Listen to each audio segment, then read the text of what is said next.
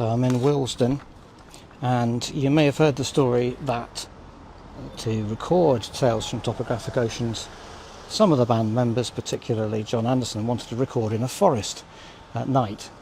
However, they didn't end up doing that for various logistical reasons. They ended up at Manticore Studios. Previously the band, as you know, had been using Advision Studios, but the word is that Brian Lane managed to get a really good deal on Manticore Studios, and also because Studio 3 was now equipped with the first 24-track tape machine in the UK, allegedly. Perhaps there's no way of really confirming that.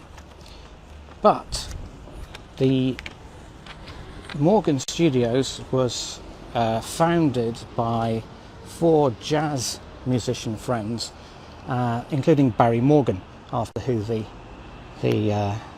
studio was named. It's at 1 Maybury Gardens, Willesden, and if I come right down here I'll be able to explain to you exactly where it was. It's now on the corner opposite me, a Savers convenience store. You can see the Maybury Gardens sign there. So that's where the studio was. It started off in that end building there, where they were intending to create a jazz record label with offices and studios perhaps, but in fact it came to be used for all sorts of recording, and all sorts of famous albums were recorded there on that corner. I think it also expanded into these buildings behind. There's one there called the Grosvenor Studios. I don't think that's anything to do with the studio that we're talking about today. This part, I think, was part of the studios as well. So just a bit more about why they ended up here, or why some of them didn't want to end up here. Chris Squire wasn't happy with using Willesden Manticore Studios because he grew up near here and he didn't like the area. I think he would have been much happier at Advision. Other yes connections to Manticore Studios, they're extremely important. Rick Wakeman recorded a lot of Six Wives of Henry VIII in that building there the year before Tales from Topographic Oceans. Also, Karen Jackman, then known as Greg Jackman, whose brother was Andrew Price Jackman, who did the orchestrations on Onward, Chris Squire's Swiss Choir, Fish Out of Water and all that. He was a member of the Sin with Peter Banks and the Selfs, and Karen Jackman, as she's now called, was an assistant producer at Advision, so it just shows you again what a very small world it was. Sorry about the camera work. Now, Karen Jackman and her 2 brothers, including Andrew Price Jackman and Chris Squire, were all in the same church choir together, quite close to here, St Andrew's Church Choir in Kingsbury, just up the road here, and presumably they all travelled there every Sunday and for rehearsals together. Another assistant engineer here was Roy Thomas Baker. Yeah, that's Roy Thomas Baker of the Cars fame, and also of the disastrous Paris 1979 Yes recordings, which were completely abandoned. Also the producer of Heaven and Earth. ... Fill in your own commentary there. So after becoming very successful, Manticore Studios expanded, but they didn't expand backwards at this point any further. They expanded over to this building here. Now this building here is unfortunately now, well, not for the people around here, it's a very good thing. It's a community centre now called the Lewinson Centre. If you have a look at the buildings across the road from it, I will show you a photograph, if I can get it out. This is where logistics become very difficult. A photograph which appeared in the recent Martin Popoff book called yes, a visual documentary, I think it was called. And I don't have the rights to show this on YouTube, so I've put a disclaimer all over it. If you look there though, you'll see Alan White getting out of his Rolls Royce outside here, the Lewisham Centre. Have a look at those buildings in the background and you'll see that building there, still here, very much the same in the background. And the Lewisham Centre even seems to have the same, I don't know what you call it, fascia boards there, as in that, different colour now, painted white, but the same fascia boards.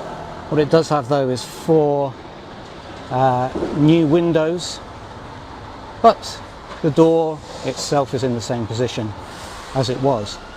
So behind this door, Studio 3 was where Tales from Topographic Oceans was recorded.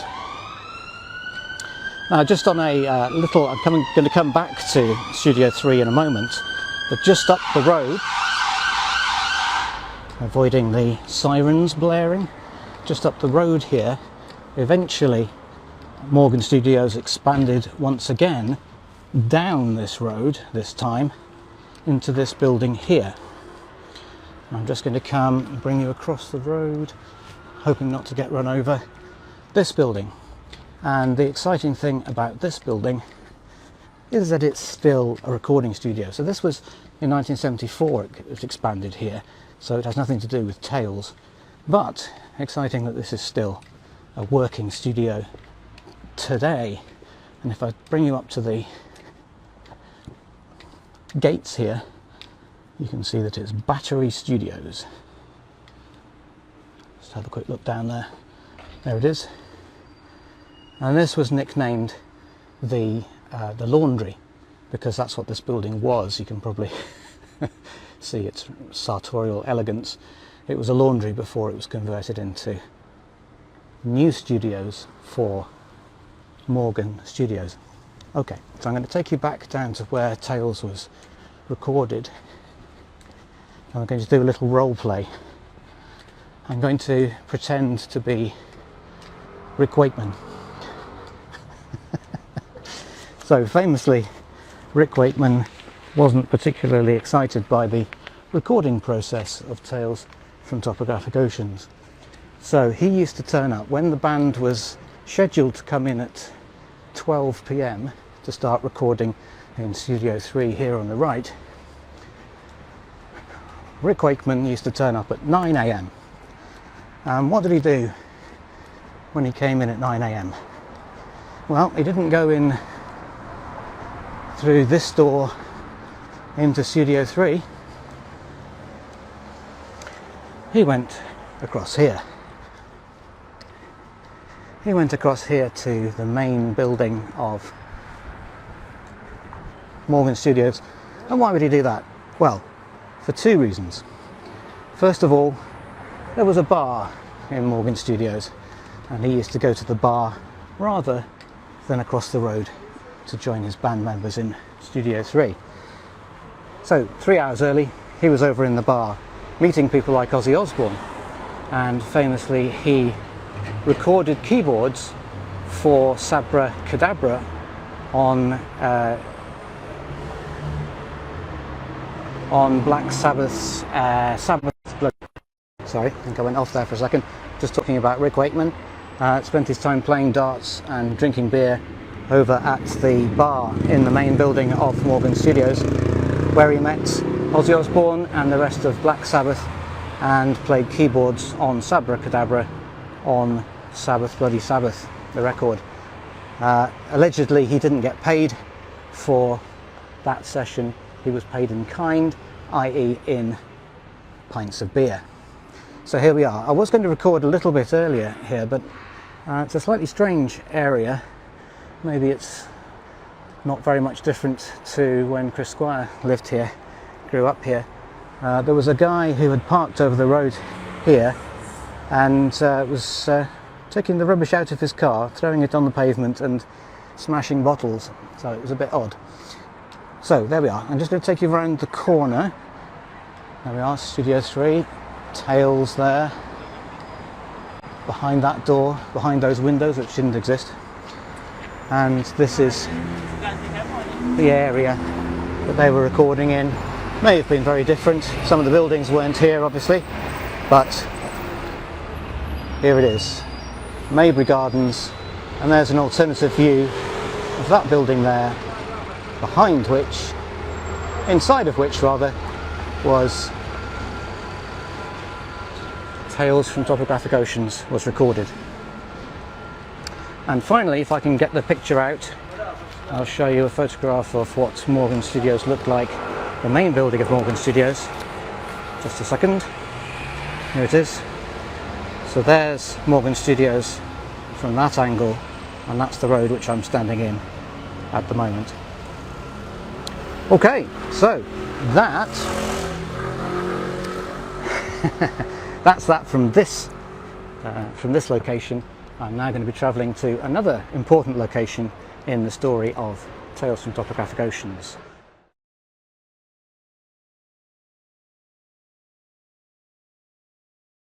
Now, you might be wondering, you might have seen me do this before actually, but you might be wondering why I'm taking video of a Waitrose in the middle of in the middle of London. Well, in order to get ready for recording at Morgan Studios, the band needed to put a huge amount of practice in, and they needed somewhere to practice. ELP had recorded their first albums at Advision Studios with Eddie Offord, just like Yes had most recently done.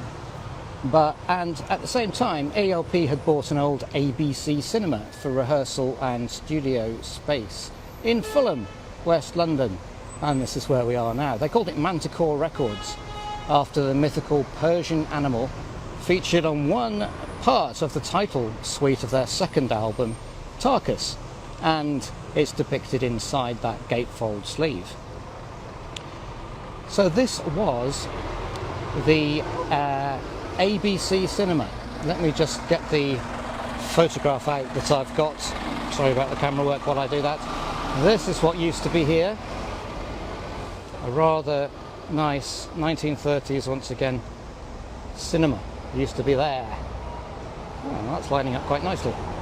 Okay, so that was the cinema. At one stage it was called the Regal, and then it was bought by ABC, I think. So, sorry about the camera work, just getting sorted out so I can see what I'm doing. There we are. Okay, so that's where it was. So the facility had various rooms in addition to the old auditorium, and ELP themselves used the lobby area on the first floor.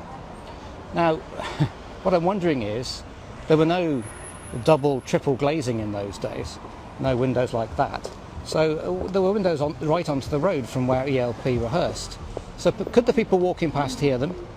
How bizarre is that, walking past and hearing them working on brain salad surgery if you're walking down this road? Gosh, that must have been quite something. However, Steve Howe in his autobiography says that they used the main stage in the auditorium. He thought it was quite odd, but there you go, that's what they used. So they weren't up in the lobby of the first floor, they were down in the auditorium with all the seats around them, or maybe not, as we'll see in a minute. There aren't a great number of photos of the interior of this place when it was Manticore Studios. There are some of Led Zeppelin, but they're not particularly exciting. But what I would recommend you do is to find a Roxy Music video of Dance Away. This was Roxy Music not at the time that Eddie Jobson, almost keyboardist of Yes, was playing with them. But do find that video of Dance Away, because it was one of the last things done at Manticore Studios before it was abandoned. So in that video you can see details of the interior of the auditorium with the seats taken out, and Roxy Music do perform on the stage. So they're performing on the stage where Tales was rehearsed and worked out. At the end of that video is absolutely fascinating, and I'm going to take you on a little tour in a second. because at the end of the video, Brian Ferry, who was incidentally 79 yesterday, lead singer of Roxy Music, Brian Ferry, walks out of Manticore Studios, down the road here, and crosses the road at the end. After Manticore Studios was abandoned, the building sat empty for quite some time, and the last use it was put to, here's another photograph from the other end. You can still see that same building at the other end. The last thing it was a discount store, one of the first of its type in the country. So it was a discount store after it was Manticore Studios. And then, sadly, it was demolished, as a lot of these things are. And this, in their wisdom, this is the brick-built building that they put up in its place. So, in honour of his birthday and in honour of Manticore Studios, I'm going to there's some shenanigans going on with the delivery drivers again. I'm going to walk the same path as you'll be able to see in that video. Now, so that first floor there, that was the same location but not the same building as Brain Salad Surgery was created. And the end of that video I'm talking about, Roxy Music video, the camera is up at that first level, showing Brian Ferry walking down here and across here, and he jaywalks across the across the road here. I'm not going to do that, but he goes right across here, and you can see him walking in front of these shops, which were similar looking but rather different. And he walks across Berkeley Road there, and you can still see that building there in the video. Now, the most interesting thing about the end of that video is that was 1979, I believe. And rather than Domino's at that time, that was a record store.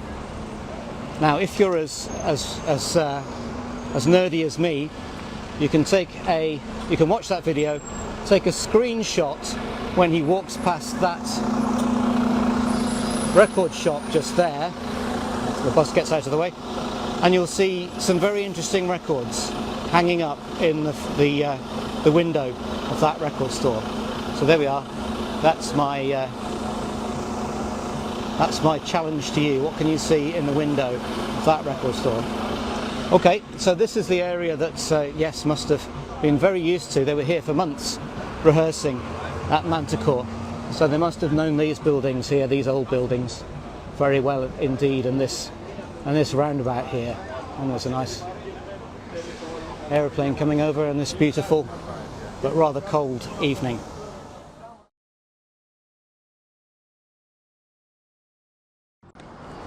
Well, here we are. Take my finger out of the way so you can see where I am. This is the site of the Finsbury Park Astoria, a combined cinema and live entertainment venue from the 1950s until 1988, when it was converted into a church. Different kind of church to the one that's in there today, I think. It's the UCKG, as you can see. I've just been inside. Unfortunately, they've got a live dancing youth event on today, so unfortunately I can't go into the auditorium, but I've got some other photographs of what the inside is like. It's an amazing building. So why am I banging on about it? Well, because this was the Rainbow Theatre, and the inside is amazing design, 1930s design, in the Spanish Village version of what was called the atmospheric style of cinemas and live venues, which means that it's got a whole Spanish village around the stage. And if you've watched Yes shows, that was filmed here, but you can't tell at all anything about the venue because of the way it was filmed. It was dark, and obviously they were focusing on the band themselves. So who played here? Well, it's an absolutely iconic venue, and everyone played here that you will have heard of playing anywhere in the UK between 1950s and 1998. Jimi Hendrix burned his first guitar on the stage in this building, and Frank Zappa, very famously, a fan got up onto stage with Zappa and the band and managed to push him off the stage into the large orchestra pit in front of the stage. He broke his leg, I believe. As a direct result of this, the venue covered the orchestra pit with a slanted wooden cover that can be seen in the Yes Tales tour photos. It had the rainbow logo on it, and you can find that on the photographs. So the Yes did 4 nights, including that Yes Songs recordings, in 1972, the year before Tales was recorded. So 4 nights there, and then in 1973 on the Tales tour, they outdid themselves with 5 consecutive nights. People coming past me with some luggage. So they did 5 nights, the 20th, the 24th of November 1973. That's the tour that started in the Bournemouth Winter Gardens on the 16th of November. So that was very soon after the start of the tour. 5 nights, 5 consecutive nights. At least one of those nights was a press night. Can you imagine how that went? The press's reaction to hearing the whole of Tales live, and reportedly the band were very anxious about it. It was very cold backstage apparently as well, according to Chris. Who do I mean? According to the journalist. Forgotten his name. Somebody tell me. Welsh, Chris Welsh. Thank you very much. And at the end of the 5th night here, Rick Wakeman decided he would leave the tour and leave the band. He was persuaded to stay, and stayed for the rest of the Tales tours by Brian Lane, apparently. Now, another little photograph I'll stick in front of the camera here. This is copyright Barry Plummer, as you can see. The full version of this I'm going to put into the book and the colour supplement. Now you can see there, that's Yes playing here on the first of those 5 consecutive nights, and you can see in front of the band that slanted cover for the orchestra pit after the Frank Zappa incident. I'm just going to take a walk down the back, because this front white stone section is all the foyer. It's an absolutely vast, extensive foyer. And then we come further down here, and the actual auditorium is this red brick section. So one of these doors will have been the stage door that Yes went into on those 5 nights. And one of these buildings around here was where Gennaro Rippo, that we spoke to on the Yes Music podcast recently, he was staying in a bed and breakfast close to here. Maybe it was one of these houses down here, I don't know. Staying in a bed and breakfast. Eddie Offord said to him, "Where are you staying at the moment?" He said, "Oh, just locally in the bed and breakfast." And Eddie said to him, "Well, why don't you come and live with me on the penthouse of his father's furniture store?" And Gennaro moved into the room vacated by Alan White. So here it is, a really, really extensive building. You can see how far it extends around the back here. It's getting late in the day, at the end of September, so it's pretty bright light here, but there we are. There's the whole expanse of the building. An amazing place. Peter Regan. I saw them there on the 90125 tour. Really? That must have been very shortly before it closed. I know it was disused for a time before it was turned into the first type of church that it was turned into. Yeah. absolutely wonderful. These buildings on the right hand side, of course, weren't there when Yes were there at all. Yeah, absolutely, Jeremy, it's an absolutely massive building. I wonder what else is backstage there, who can say. Okay, well, I'm just going to go up the side of the Rainbow Theatre and see if I can nip across the road and into the foyer. They normally they're very happy to let anyone come into the auditorium and take photographs and see what the thing is like, because it's so amazing. The story is that it was in disrepair after it closed down as a music venue, as a lot of these places were back in the late 70s, early 80s, and there was a preservation order because it's such an important building. 1930. So let's just take you across the road, try and avoid all the delivery drivers on their mopeds.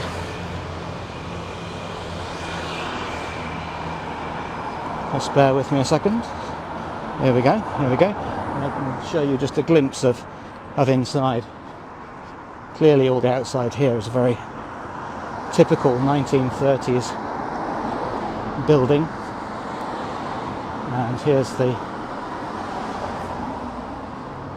we are, 1930, as I said. And just a little look inside. You can see what a dramatic place this must have been when it was first created, and it's been beautifully preserved and renovated. The floor and the ceiling design and everything, absolutely amazing. Hello Dave, nice to see you. Take you right round the front. Here's the plaque, Rainbow Theatre, 232 Seven Sisters Road, as you can see. Really remarkable building.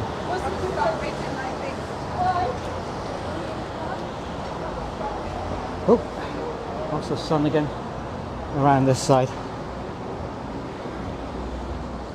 What else we can see?